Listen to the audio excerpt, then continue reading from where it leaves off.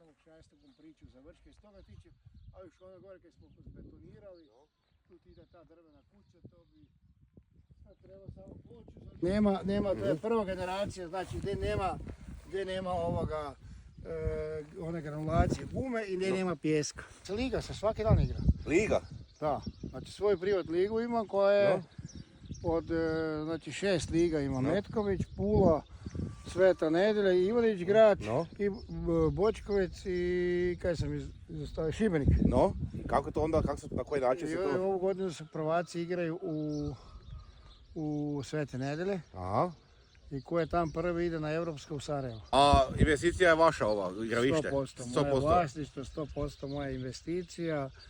I još gledaj, gore ide bazen, ide drvena kuća za 350 ljudi, znači dečki mogu sesti, popiti, pojesti, mogu speći se odojka gore i tako. To je tek evo.